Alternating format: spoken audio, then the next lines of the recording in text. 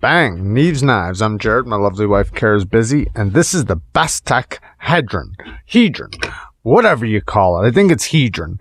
And the Bestech Hedron is an 8-inch knife with a 3.78-inch blade. Great EDC size, fixed blade knife, and it's nice and slim. And let's just get right into talking about how it works for outdoors, and then we'll talk about for EDC use. So, cutting with it outdoors, it is a full flat ground blade with a beautiful stone washing. And it seems to work pretty good for outdoor use, if you were going to use it as a camp knife or something like that. The blade stock is nice and thin at 118 thousandths thick. That's very thin. That's like 3 millimeters thick, which is going to make this thing cut very well. And with the micarta handles, you can also get these in G10. The micarta version's around $120. And the G10 version's around $100. Now, feather sticking, it's not going to be the best feather sticker, but you can absolutely do it. It will have no problem doing it. So it's not that it can't do it or that it's bad at it. It's that there's a lot of other outdoor knives that are going to be better at it, but it can still do it for sure. Any type of shaving sticks or anything like that, it's gonna work just fine. Light chopping. It's not a chopper, it's not a heavy knife, it's more light duty, more EDC use, and I'm not trying to make it seem like that this is what it's for, but you can do it. It will be a good camp knife companion, especially when it comes to possibly some food prep, cutting up some food, things like that. It's gonna work out just fine.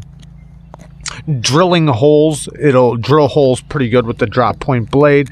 The tip is nice and strong, yet thin enough to do some piercing tasks. You do have a decent amount of belly that is going to help you for slicing, skinning, things like that.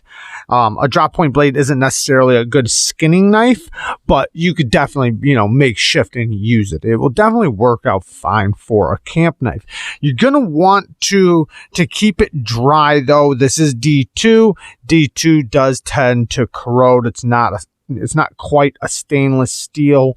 I'm glad they did put this stone washing on there, but you do want to watch out for corrosion. So after I got it nice and filthy and sticky and dirty, I rinsed it off in the pond and wiped it off on my jeans, dried it off on my jeans. But right as soon as I got home, I completely dried it off, put some oil on it, lathered it up in some oil, and then dried it off to make sure that it doesn't corrode in the future.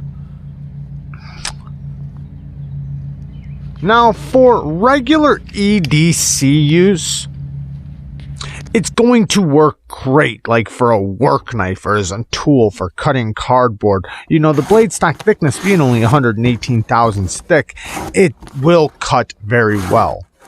Between 20 and 23 thousandths behind the edge makes it a very good slicer. So passing through cardboard, it cuts extremely well. And, having that almost a 4-inch length blade, you're going to have a lot of control. You're going to be able to do repeat cuts very easily. You're not going to have to worry about running out of blade. And you have a really nice, comfortable handle for EDC use and for things of that nature. You have the jimping right along the spine of the blade that is very, very well done, the exact kind of jimping I like. And then it also has more jimping on top, right on top of the handle by the micarta, and this, with this version that locks you in really good. Whether you have smaller hand, you'll probably use this jimping. If you have a little bit larger hand, you'll probably use this one. This is the one I tend to use a little bit more, unless if you're trying to let things pass by your fingers, then you might move back. You also have jimping over here for your pinky. when you're wrapped around. Very, very comfortable. Nice round butt, and you do have an area for a lanyard if you want to. Now, you can also use this little area right here to push right up into your palm for utility cuts. Now, you do have quite a bit of belly here, so you do have to lift up quite a bit to get to that tip, you know, in order to get leverage, but it does work. You can do, you know, somewhat utility cuts. They're not going to be professional utility cutting, you know, it's not a professional utility cutting knife, but you can absolutely get by with opening things up, you know, obviously using the tip of the blade if you need to. You're just not going to have a ton of leverage with the back pull, but you know, in, you know, puncturing, it will do just fine, especially in a reverse grip.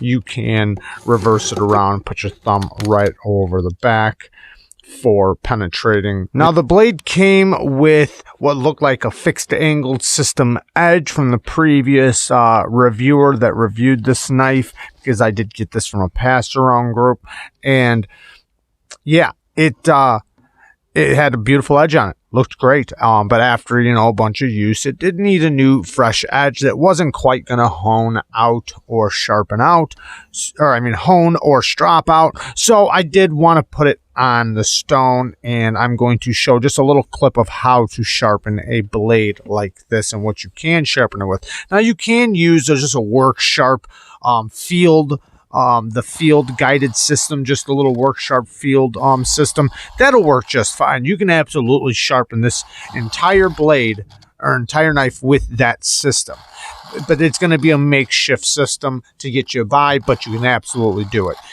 You can definitely do it with a little 2x6 diamond plate. That will work very, very well. I tend to like to sharpen D2 with diamonds. That's me personally. You can sharpen it with whatever you want, but I wound up sharpening it with my venev diamond infused stones, and I did, you know, it's a bigger plate, so it gave me more surface area to sharpen with, and I'm going to show how to sharpen this big belly drop point blade.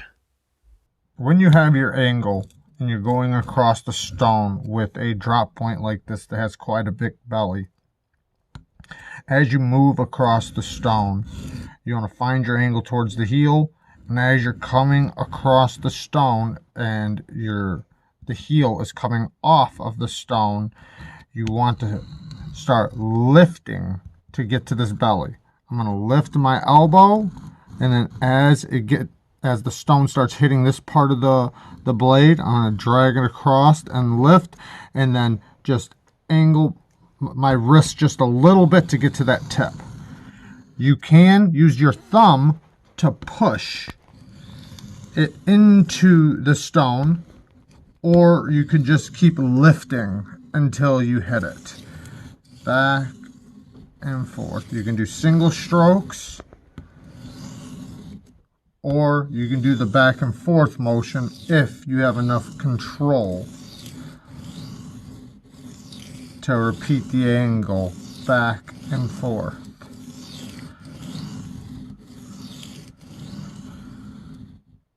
But make sure you get all the way to the tip, all the way through the belly.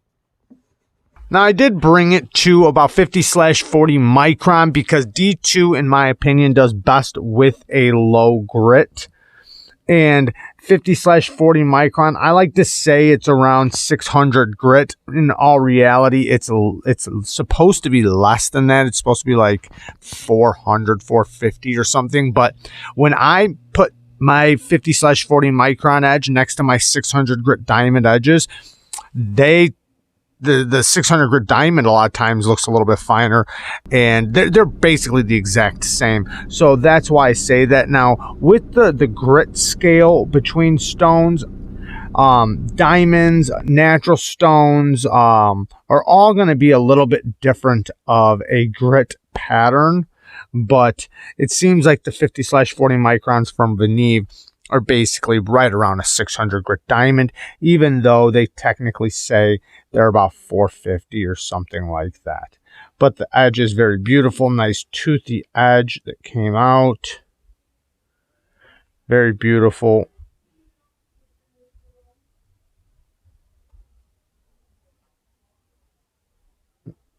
Nice grip pattern. And before I started, it would not cut paper or receipt paper at all. And now you can see, oops, that was my fault. Very clean.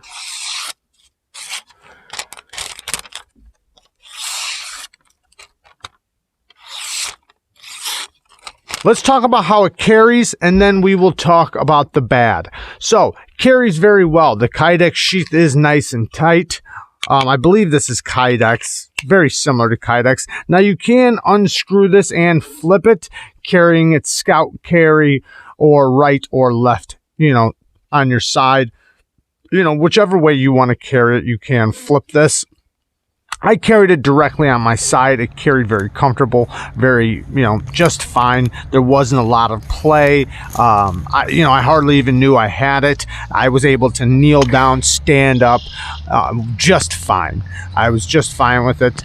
And it does have a little scoop right there for your thumb to push off. And it has, you know, a good amount of tension.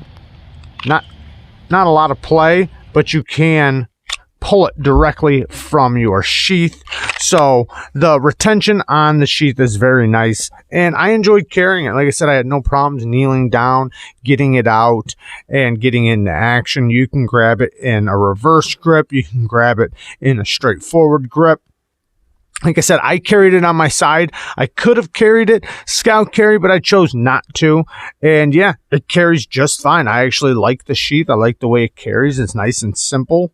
It does have a drain hole, so if water does get in there, it will come out. But you do want to be careful not to put your blade away while it's wet, especially with a D2 blade. Okay, some bad things. Let's get into some bad things, and then we'll talk, and then we'll close this up. So, one thing, I would rather see this thing be a little bit thicker in the handle if it's going to be, I mean, it's kind of weird, right? Because for EDC use, this is perfect. I love how slim this is. But for camping or for outdoor use, it is a little thin. It would feel a lot better just being a little bit thicker in the handle. Now, I don't know if I'd want that though, because I like it so much. But for outdoor use, you do notice how thin this is. It is thin and compact, and you feel it. It does move around a little bit. It is a little skinny in the hand, and if it was a little thicker, you'd have more muscle to squeeze it, which you don't because it is pretty thin.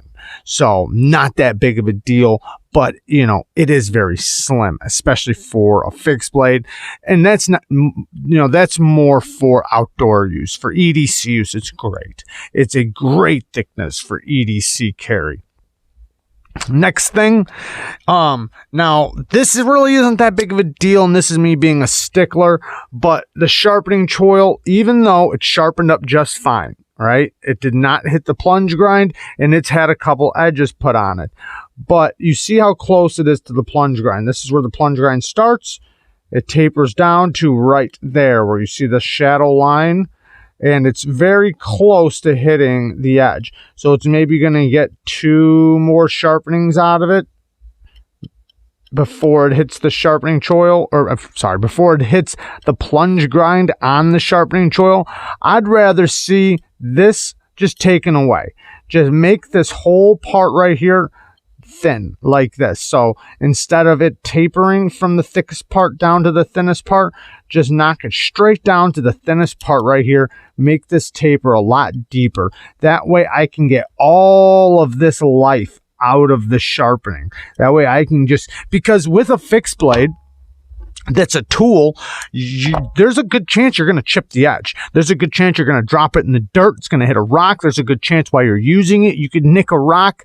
There's so many chances of having to put new edges and more edges on this type of knife, especially as a tool, that you want to have as much life as you can get out of the knife, especially if you chip the tip or chip the edge and you have to remove steel. So I'd way rather this plunge grind just go straight down to the thinness or to the thinnest point, where I can sharpen all the way up if I want to, you know, in the future. Now, is it that big of a deal? No. Is it going to affect the performance? No.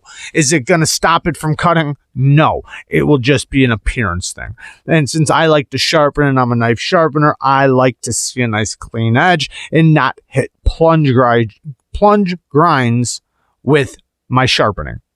Next thing, the price. $120. D2 in micarta. I know we have the sheath here, but I think that's a little pricey. I would way rather see the 14C28N steel on this. That's a tough steel. It's easy to heat treat, easy to sharpen, takes a great edge, has good edge retention. I think it would have been better, and it's a stainless. I think that would have been a great steel for the company to use to still make money, and it would have been a great steel for us as a consumer, a better steel as a consumer. I think D2 was the wrong steel for this. Not saying it's bad. I'm not saying that. I'm just saying for the price, I would have liked to see 14C28N. I like that steel. Not that I don't like D2. I would just rather it at a little bit lower of a price, especially being heat treated on a production level like this. You know, you don't get the level of performance out of D2 in production from production companies like you do from small batches, like they were intended. You know, like the intended purpose was of D2, or like it was supposed to be used for.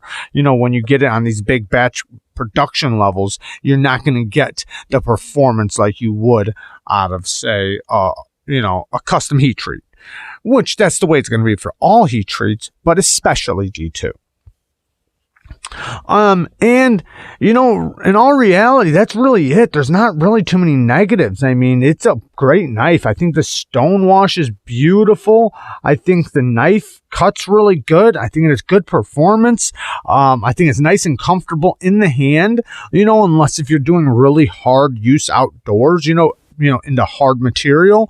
But other than that, I mean, man, this is an awesome knife. I think it looks good too. Damn it, is it a good looking knife. Let's look at it next to just a couple knives really quick.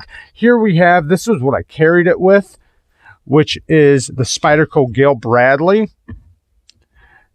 You can see they're pretty similar. And yeah, the micarta both looks good together. Great carry together. I enjoy carrying these two together. Another brown micarta and another Spyderco as well. The Spyderco PM2. Basically the same length, because this is 8 inches. It's actually a tiny bit over 8 inches, like 8 1/8 overall, which is perfect comparison to the Spyderco Para 2. Next, we have the Civivi Elemenum button lock, another great size comparison. The button lock is just a tiny bit shorter than it, but, you know, I figured I'd match up the micarta for, you know, this, you know, just because I felt like it.